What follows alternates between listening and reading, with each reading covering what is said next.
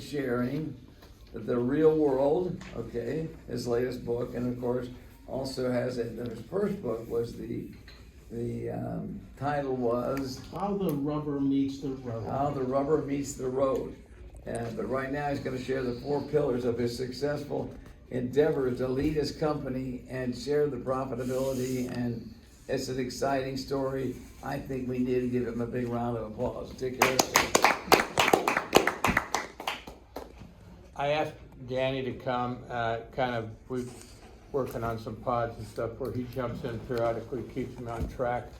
So Dan, did you have anything you want to start off with here, or No, just, you already got the intro? Okay. that's fine. So, when John asked me, I guess I can sit, There we are. Second, So- get your hand up. Second one. as I got into this more and more, and you've heard it probably when someone writes a book, and first of all, I didn't write a book. I remember real quick, sold the business, in comes this gentleman and said, "Man, you're successful and we need to write about you." Well, you know what this is. And I'm going, I don't know, working hard to be humble about this, but it didn't turn me on. So, we talked a couple times. Next thing, Danny shows up and he approached me a little different. And I said, Danny, I'll work on something like this, but what I want to do is share what I've learned. Sure. I don't have an original idea. And I question if any of you guys do. Exactly. Really, if we really think about it, we learn it from other people, the Bible, or different things. And so what I learned, how did I turn that into something? Forget the I issue here, but you'll hear it periodically, I don't mean it. And so the other issue about my situation was, it turned out I finally got told I was an idea leech. And so what does that mean? Well, every time someone brings up an idea and you like it, you say, "Hey, can we go to lunch? I want to hear more about this." Well, a very close friend of mine, I was trying to help him before he went busted. And I got him into the industry, and then when I got talking to him, finally he stopped me. He said, "Dick, if you could figure it out, so can I." Now, what does that tell us? Now, this is my closest friend. I've been with him since '61. I talked to him yesterday on the phone. And I thought, okay, shut your mouth, Dick. You're getting a little pushy about this. But I could see he was in having problems, and he's in the same industry that I got him into it, but he's always had his own business. And then I started reflecting. Let's see, I'm the guy that flunked out of school twice. He didn't. I'm the guy that had 300 combat missions, but he had 800. He's the one who's put up under the Medal of Honor, which is what is it, Chuck? It's the Navy Cross. He was put up for that twice, didn't get it. I mean, this guy has experienced a lot of things, and he's a humble guy. I mean, he's really not. But he said that, and then, so anyhow, fast forward a year or so, and it didn't work out. What he was going, he finally got out of it, and blah, blah, blah. I said, I need to explain one thing to you. You said, if I could figure it out. I didn't figure it out. Right. I didn't figure it out. I went to the people who did, or the company or something. I said that to someone today, an insurance guy that I had breakfast with. I said, so who's the top guy out there that's not in your market that you can go talk to? What do you mean? That's how we learn. I'm not talking about the worst. I'm talking about who's the stud muffin, as we might say. So the point is that's been a lot of my background. And so this here came out of, I found this in the Wall Street Journal, the 4 pillars. And I looked and I said, this is really good. So there's 4 issues to this.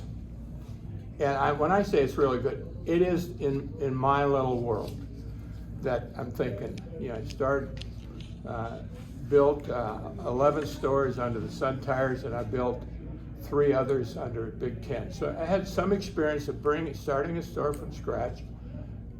Some of them were through people, most of them were through other people once I got started, but I was there day in and day out with them. And so I like the micro of the business. Yeah, I like the, The details? what's your payroll? And I'd go to meetings, so what's your payroll? Well, what do you mean? Yeah, it's your biggest expense. What is your payroll? Oh, I don't know, it's under 50. Oh, no. What's yours, Dick? 26.2. Well, the company average, I mean, yeah. Are you sure? It should be around 35. It's 26.2. Now, was I bragging? I wasn't trying to, but I was trying to get the point. I mean, he asked me a pointed question, and I gave him a pointed answer. So I found that measurement was so important in running a business. What are your measurements? So one of the other things, not to get up, but real quick, a valve stem I could buy for, what could we buy? Only 50 cents for a valve stem? 50 cents. Yeah. Sold them for $2, $1.99. In fact, let me back up. We used to sell them for $1.95. The year I sold the company, we sold 100,000 tires. We sold 105% of the tires sold, we sold the valve stem. That was for the flat repairs and stuff beyond the tire sale. Take just 4 cents times 105,000. That's one issue. The other is take $1.50 times 105,000. And people think it's the price of a Michelin. I ain't making money in Michelin. Are you kidding me? There's 50 people in town you buy a Michelin from. I sold them, but the point was to measure what it was and what were the margins on what I sold, and what percentage of the total margins came from valve stems, road hazards. I throw this at me, but some of you have been asked that. I found out that we'd sell 10% of the price of the tire. A lot of guys would give it away. And we'd make it say, listen, you got a road hazard with us when you buy a tire, but it's prorated. But if you want a free replacement, if you have a problem, it's 10% of the price of the tire. We sold 3% of all the tires sold went off with a valve stem, or with a road hazard. We tracked it, 2% of the tires sold ended up with a road hazard. So 1/3 of this deal was a profit motive, but it wasn't a high profit, but you times 105,000 or something, although we built to that. Measurement was such important. I'm getting a little bit off the point here. So anyhow, and I found, as you know, Colin's in a similar business, but it wasn't, I remember sitting across from the lady, married an attorney there over on River Road someplace, and what do you do? I'm in tire business. Tire business. What can you tell me about tire business? Well, her husband was an attorney there, and I said, well, I kept talking about it, and she was very cordial, and I couldn't get her off it. I was like, let's talk about something else, because I'm not sure if this is really something but she was very interested on our type of business model and what we did, and I kept referring to it being blue collar, which it is. Finally, she said, what's your problem? I said, my problem, which we're going to address here in a minute, was finding people to lead what we were building. Because it was a very basic, if you're a college graduate, I found out in time, I didn't even interview you. You weren't going to come into my industry. I wasted too much time with college graduates. You know, let's get right down to who's potentially going to come to work for us. So we got in, so I said that, and I said, finally she stopped me because I kept referring to the blue collar. She said, Dick, I hope you know you're blue collar. Now, I had a $2,000 suit on. I had the finest tie. You know I like to dress. Yes, you do. And so she got my attention real quick, and I'm going, oh, yes, I am. And I thanked her, because people would say something about, did you tell her where to go? And I said, no, I thanked her. Because I was becoming someone I wasn't. My background, I am who I am. And so why try to be, and I found out, it turned out, I had when I sold it, was the sad part, we got it going well. I had people crying when I told them I was leaving. One told me, I told you, Sure. Dick, you're like my daddy. He was 45 years old. Aw. We took him off a work release program, brought him in. He was making over $100,000 a year running a tire store after about 7-8 years. I mean, I'm more proud of him than probably most of them, but just of someone who came along. So that was the downside of developing. I'm sure, yeah, when you decide to leave, there's people who are, you're there, as he said to me, Mr. E, I referred to Mr. E, you're like my daddy. Well, it turned out he really didn't have a daddy that I hardly remember. But the point being, so here we are, saw this here, 4 issues. Treating everyone with dignity. I'm going to go through and then we'll go through them a step at a time if you'd like. Solidarity. It's kind of the why we're in business for everybody, not just the owner, not for the comptroller or anyone, anyone in there. Everyone has to be aboard. And your profession helped me a lot of times. I would test them because some people just weren't. First of all, I found out do not take a perfectionist and put him at the counter. Yeah, right. He belongs out there doing the job. He wants to do the job, and that's where he's really happy. And if he wants to be something different, we found that was the mechanic, a good mechanic. But if he was real talkative, I said, he's not a mechanic. Yeah, I learned that after a while. There were some exceptions. So finding these people, let me get back on my point here, so treating anyone with dignity. When you think about it, it isn't just the customer. Most people would say, and I hate this expression or question, who's more important, the customer or the employee? And I remember being asked that at a chamber meeting, and I'm probably repeating myself again to you guys because and I said, bad question. I said they're both very important, but the issue is I found out I cannot, and this kind of, it isn't the whole issue of dignity, but I cannot take care of customers the way they need to be if in fact the employee isn't front and center. Amen. They have to be the focal point of this deal. Christ first, and then let's get this working around here.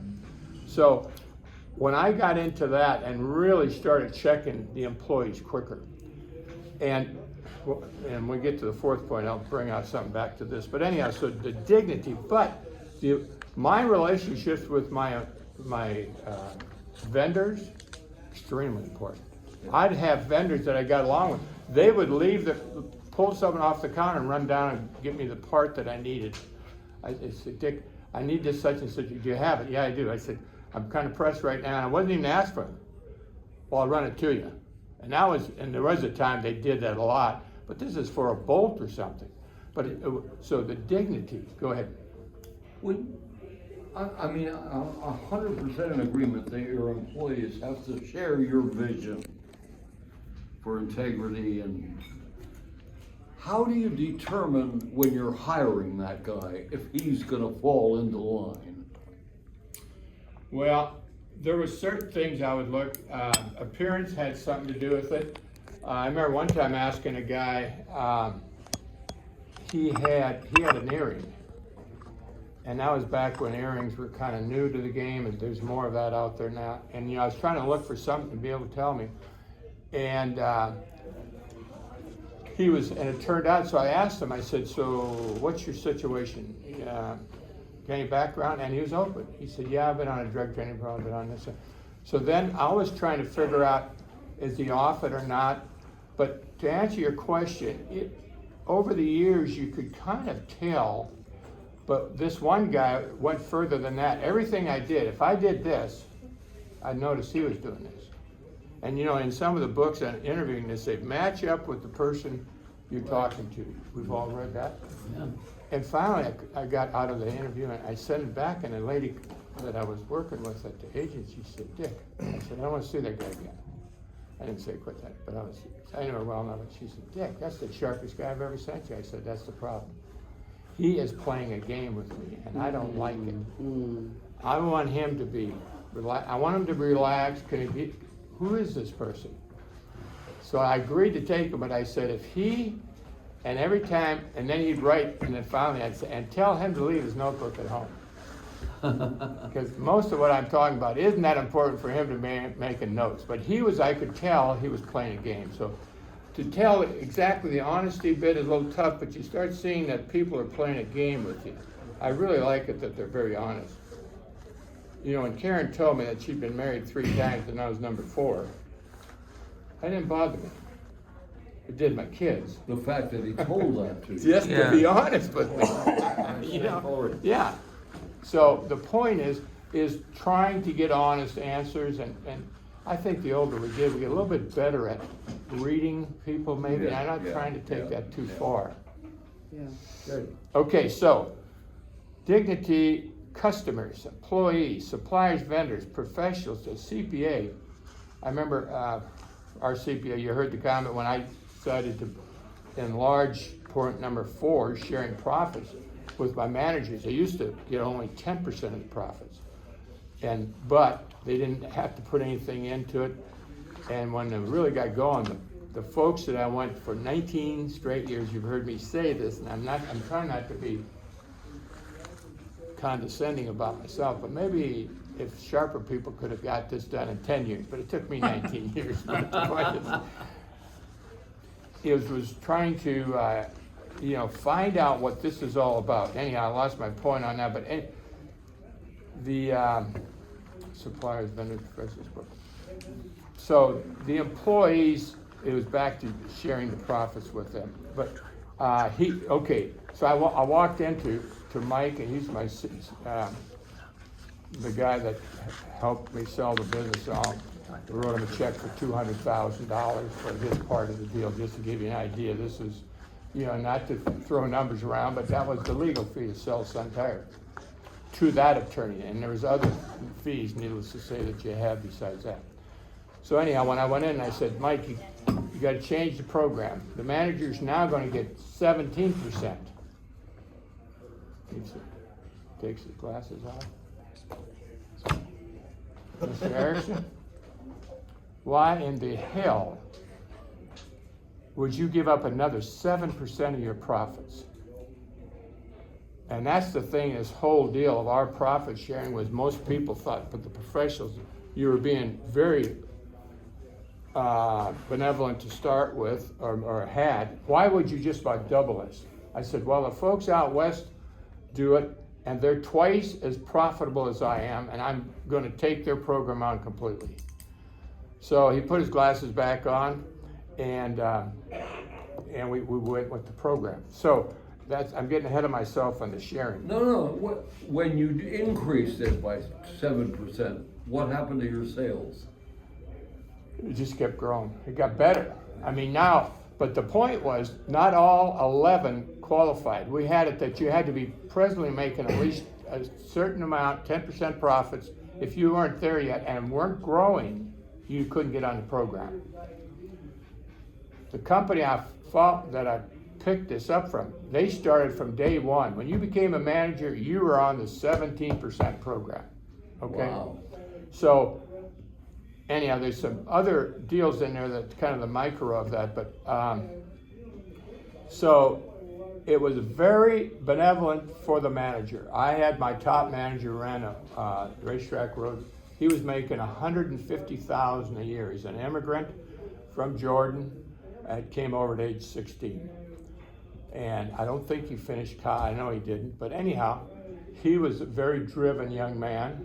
And so we had a program that you could, and besides that, he had a putback that he had to put up to get to 17. He had to put up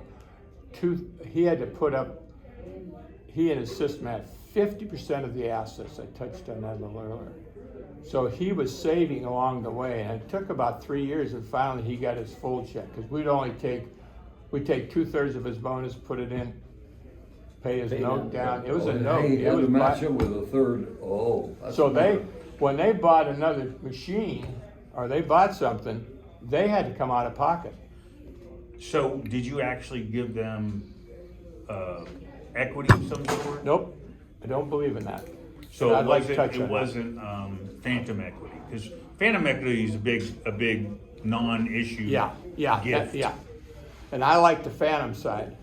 I think minority stock in a small business is It's trouble. I can tell you about that. But Well, so, you know, some businesses have like Class A and Class B shares for That's that right. very reason to like, It's so the very voting, similar to the the- voting, yeah. yeah. Well, if it's a public company, it's much simpler, but Yeah. if you're private, and then you're trying to figure out who you're gonna so you sell got that voting stock stock to. and you got non-voting Yeah. stock. But I'm sorry, didn't want to interrupt. No, that's a good question, though. That's good, Those are good. little things that come along. Good question. So, so this was a big issue of getting, of the dignity to all the employees. Okay, the second part, solidarity.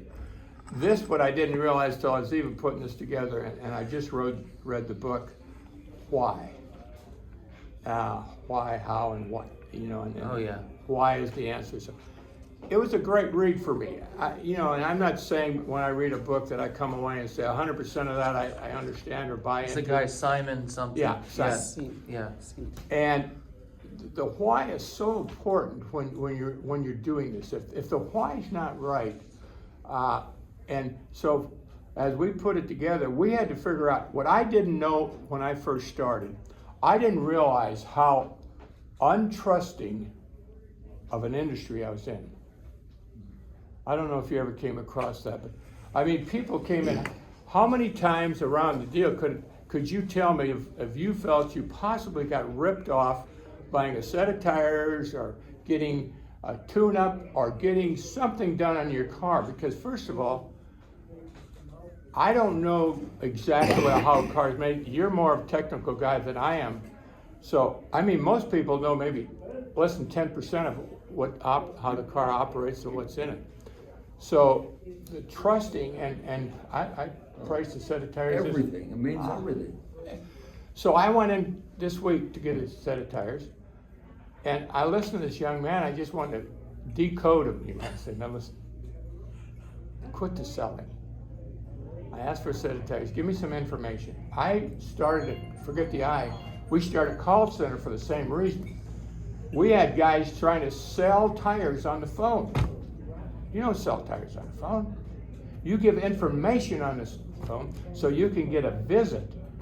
And if they don't show up on your front, I'm sorry, you're not selling anything. So you better, and I could train phone center people what to say, and that was one group I would fire if they didn't do that. I said, listen, I'm listening. I'm listening to what you're talking about. Don't you promise one thing that you can't fulfill. And when they called, the only price, and what percentage of tire or calls do you think for tires would be for price? Nice. 100. Yeah. A bunch. Most. Over 50. Yeah. Yeah. I took. So if that's the case, if price is important, then I got to make sure that I have a price that's competitive at least. It's got to be competitive. How did we do that? Well, we had when it started showing up on the you go onto your deal, find the discount tire. Okay, we start checking that. And initially it was the store man. Well, anyway, call center would call every week. We checked everybody in our deal to get the price right, and that was the only price they could give over the phone. See, unless you said, I need a Michelin, we'd move to the Michelin.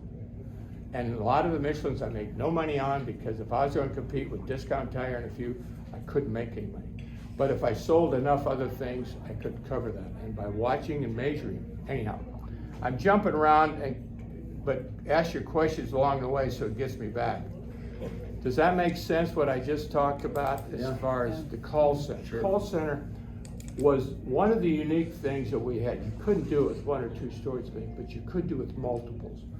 We lowered our payroll by knowing our payroll, we lowered it when we put a call center in.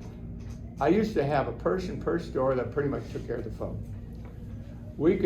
A call center in most cases could be handled with 4 people. Not 11, 4.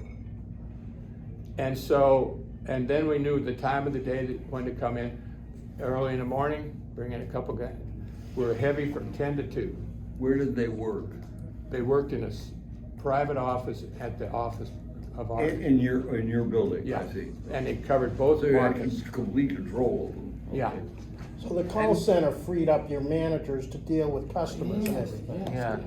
Nothing worse than you being with the manager, getting something, and you're upset, maybe it didn't work out. Oh, excuse me, I gotta get the phone. And the whole purpose of the call center is to provide information, but not to sell. It's to get someone to come to a location. That's it. Like get them to show It's up. that simple, Yeah. it's that simple, and you want to do that right. But we give that price, we would tell them, when you get that price, you tell them that's sales tax in, you can write a check right now, and we'll honor that for that set of tires we gave you. Now try to do that with, if you go out today and call tire stores, usually they stop before they give the balance, or the sales tax or something.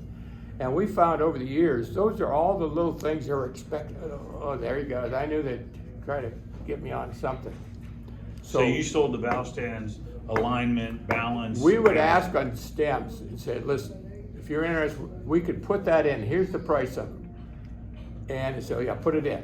But alignment, Alignment, we'd try to give the price, and then the alignment is, and then we would price that, we were, when it came, or no, over the phone. over the phone? Yeah. Because a lot of them wanted that, and Discount didn't do that, so we wanted to Correct. let them know we did do alignment.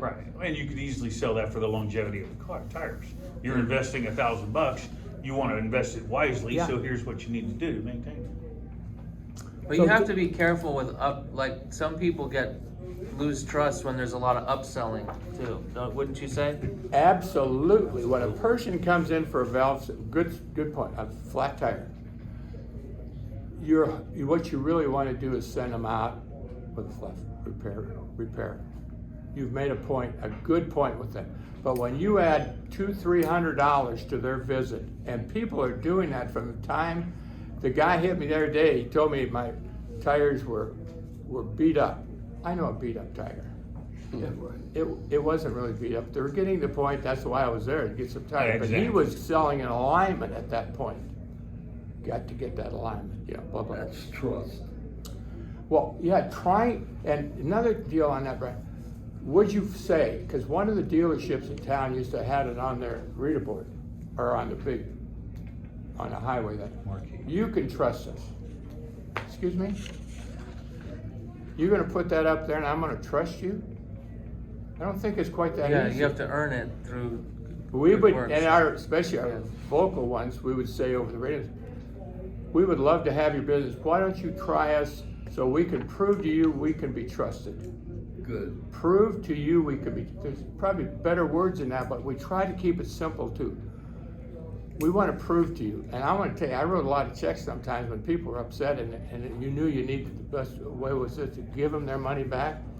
And a lot of them, usually keep the customer down the road once they cooled off if they're really upset. But, just say, tell them how much, write them a check.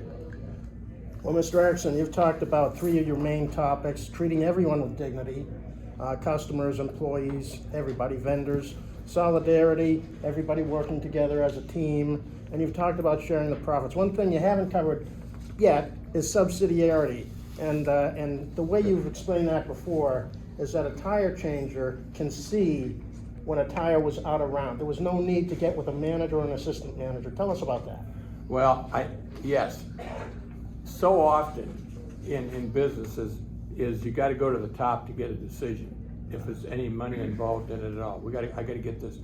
Well, we didn't keep our payroll the way it was by slowing down. Our deal is we had practically assembly line when we were busy and everyone knew their job. You're gonna put tires on, you're gonna balance them, you're gonna put them back on the car, and you're gonna pull a car off and when it was Brocken, that's the way it did. But if you were gonna stop, where's the boss? You wanna come and look at this tire? No, I'm too busy. Everything stops. Everything stops. So we found excuse me, as my clinical nurse, so we're talking about. You said it was humming along, but if you stopped to You didn't ask, wanna interrupt ask the for person. permission. Yeah, so as I got into the subsidiary, I said, this is dynamite. Because I need to be training these people to make decisions anyhow. So what it was doing, it was teaching, I was bringing along future managers by having subsidiarity. When you came to work, your job is not only changing tires, but you're also checking this and you're doing that. And by the way, at the end of the day, you're gonna grease up the machines, and you were teaching them the whole thing. And after you told them that you expect them to do that, they didn't need someone run around and tell them. So subsidiarity, what it did, it made them more efficient. It made them take on decisions. You got a chance, they were making decisions, and then you'd watch how they did it. So you could kind of school them with something, well, that wasn't exactly, let's do it this way. But the point is you were teaching them that someday they could move up the ladder. The other thing. And that actually helps with loyalty of employees, because they see they have a future potentially in the company. Absolutely. Absolutely. And if you really think about it. You trust them more. Yeah, that's subsidiarity. Just, there was something else we brought up yesterday on the deal, but it helped make things happen. And they see things on the line that you don't see as owners or managers. They watching it every day, and when something was clicking the wrong way, they could move on that. The other thing that it really did more than anything, we eliminated middle management. I shopped the company to sell it as a employee stock option deal, you know, to sell it and they'd buy it. And ESOP. yeah, ESOP. And one of my closest friends got a great one up north. He looked at it, he said, "Dick, you can't do it. Why? You don't have any middle management." No middle management. So that was good there, but it made it, I couldn't do it that way because I didn't have anyone. You take me out of there, these guys were moving up, but none of them had really had to take the position of running. They all did their other thing. The other thing, when I tried to sell it to Cleveland Group, they came in and looked at it, and when it got all done, one of the guys that was a good friend of his, he said, "Dick, I can't figure out what you do." Thank you. That wasn't my job. Was to work with what he's on the company, not in the company. Good. So, subsidiarity. What else did we touch on? I know time is of it. Well, solidarity, Is dignity. subsidiarity a real word? Yes, it is. I think what he's I talking just about looked it is up. like It is a real empowering word. It is, yeah. employees to make decisions. It's at the lowest It level. is, it's Yeah. empowerment, that's what Empowering, it is, yeah. empowering people, because they said government, at the lowest level to make Yeah. decisions. Yeah. And I have a good story. I Where didn't know there's, it was you. where there's After you're competence, done. most of them will put the word where there's competence. That's the only thing that's Yeah, kind of tricky. that's a good point. I'll share a story after you're done. Okay, so Related to that. the deal of subsidiarity, and I agree, and I'm not sure that word in making it, that ends solidarity, using other words and other, but it is a one, and No, then it's a explain very what it good means. word. I just Yeah, didn't know what it yeah. meant. But I hadn't heard of that word either. It's an unusual word. So we're down to the subsidiary. Okay, sharing of the profits. Now this is the whole thing, guys, that makes us really walk and talk. Because when I went out west, everything they did out there, we did ourselves. But they made double the profit I made. What's Now- the average store make, the entire industry? Well, I suppose in our industry, I had, at the end, I had the one out there did 3 million out in St. Johns County, but we sold our company, we did basically 20 million with 11 stores. So, Wow. so we had a couple smaller ones, and we had, if we got into the intricate of this, of talking to someone, they're setting it up, they had socialized rent. What does that mean? It means you get rent by the amount of your sales. Oh, yeah. So if you do $1,000 and it's 5%, that's 50. If you do 3,000 times 5, that's 150. But even though you did, and you say, well, that guy can't make more money at 3. Yes, he did. He always made, because some of the fixed costs hadn't changed. But Did you charge overhead? Yeah, that's like Yeah, in the mall. I 4%. was telling this example to him. It's in the mall industry. You have percentage rents, so it's like a base level rent, and then if you reach a certain hurdle, anything above that Everything is above shared that's rent, percentage percentage rent. Yeah. Well, and some of these got to really be careful because they kind of hedge you from the beginning, where ours was, you were right, when you're at $500,000, that's what you were getting charged at. You get the 3, and the big guys always came to me and said, Mr. E, how about giving us a break? We're paying, I said, you're making more than everyone sitting at the table right now. What do you mean? Well, I think you should lower it from 5% to, 4.5. I said, well, it ain't gonna happen because, they don't do it. Schwab had some 3, 4, they had $6, $7 million. They had a $7 million. The guy that made 22%, you can run the numbers, and he got 17% of it. So the only overhead that you charge was your operationally overhead, except, now explain the fact that if he's a manager and it costs you $500,000 to set the place up, did he pay 22% of that $500,000, or did he pay 50%, or did he pay for the whole thing?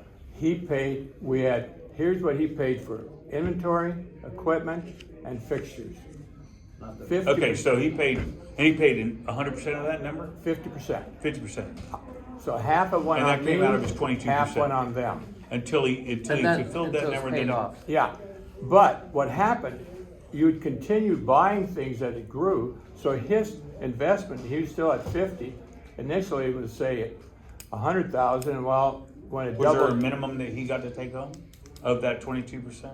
of that, when you say 20, was that a big store that I was talking about? Yeah. No, once he got it, and he was, first thing. I he know had to- once he paid off the debt, but, okay, you could have taken his entire, the first year, you could have taken his entire the whole 22% to pay for the cost of, for all the overhead. Yeah. Or all the, profit, the items. But did you say, well, I'll guarantee you out of that 22%, I'll make sure you get 10% or 5%? Well, so I adjusted the program.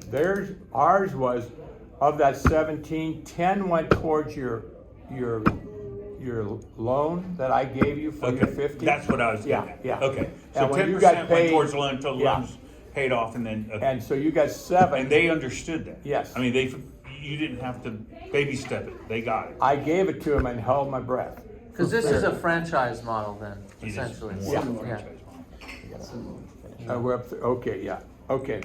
So but the profit sharing, guys, I can't tell you, and the point is Well, that makes it could take, to someone who's really in it, really get it, but it got down to that it drove it. They policed themselves by the purchase they did, by watching their inventory, by how they'd let their fellow man talk to a customer. If someone got irritated with a customer, they were called out not by the manager, by the person who was closest to them. Sure. What are you doing? So it fed, and I don't know if, I'm not trying to run everything by numbers. There's no doubt I was driven by numbers and at one time driven by profits, but my deal is a measuring stick, okay? If I made 8% and I was felt real well in my type of industry, they were making 15. Yeah. Well, how are they doing that? One last thing, and I'm gonna, on this here, so on the profit sharing, I know. Danny going over there. It's like a way of paying dividends to employees without them owning voting stock, That's right. essentially. That's right. Yeah. And you found out it wasn't the stock that did it, it was that having that money periodically that really Yeah. seemed to drive it. Yeah. Okay, 4% to run an administration and normal tire store, 4%. So think of the 20 million that my deal was at the end. So we had this incentive. If you could run it at 3.5, you got half. You being the office or administration. The 3 girls, and they were put on this program, and we were doing 10 million. Oh, so you weren't in that 4%? Yeah. Your executive team? We were about there, so I said, okay, whatever it was, we took that year's number, and it's pretty close to the industry. It was 4%. Okay, if you can get it at 3.5, that half a point you saved, you get half of. Yeah. You'd get 3 units, you get 2, and you get 1 because of the difference in responsibility. So that was, if you think, we moved from 4% to 1.75% to run administration in Sun Tire. Motivated. That's pretty good. Yeah, So you think of what 2%'s worth on 20 million, that's $400,000 right there. Now that, half of that went to the employees. Besides what the administration. it's like a people got. win-win. You guys win, Yeah. they win. It's like creates a whole My culture of- CPA, I'm gonna shut my mouth. My, my CPA, when I showed him the program, he said, "You're smoking dope, get out of here." He said, you don't do that. Your lady's a CPA herself, and she's administrator. That ain't gonna fly. I said, I gotta try it. Tried it, and this is what happened. Churchill said, be sensitive to leadership that's been singly trained in a profession. Attorneys, CPAs, accountants, what else would that be? And that's not. Engineers. Well, look at our guy who did, the doctor told us to shut down our businesses. I'm not beating him up. He's probably the greatest doctor that ever came along, but the point is, there's a bigger picture here. Yeah, And if it's we good. can't think beyond certain things The in box. leadership, okay. That's why, like, So you wanna, good. when you hire you need to hire the right people, because if you have the wrong person in that system, it won't work unless it's a creative, entrepreneurial, hungry person who wants You to. taught them how to be businessmen. Yeah. Yeah, and if they couldn't, my son had to leave. What Dick mentioned about administration is very interesting because administration isn't a profit center, it's a cost center.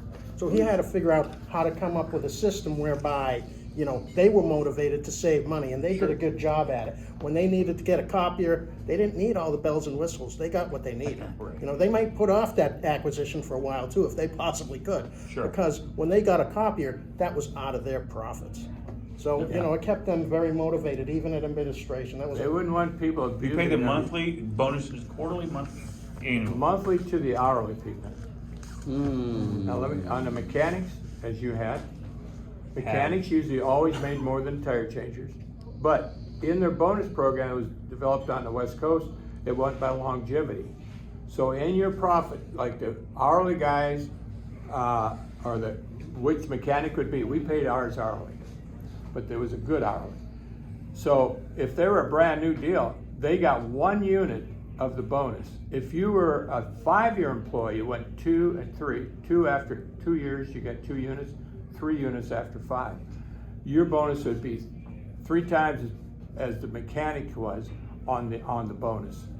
So I had a 15-year-old guy in Tallahassee that was a tire changer. Made $7-8 an hour, but he had a big bonus by his standard of living. For that one store though, right? That one store. Yeah, every store is on their own. Okay, thank you, Dick, for